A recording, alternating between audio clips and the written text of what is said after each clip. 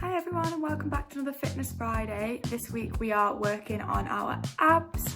So it's a circuit of 5 ab exercises. You perform each exercise for 30 seconds, 5-second rest between each. Once you've done all 5, you have a 1-minute rest.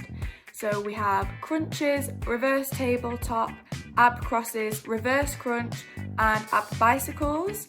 They will get the abs burning, but it's definitely worth it if we're going to see some abs. Good luck!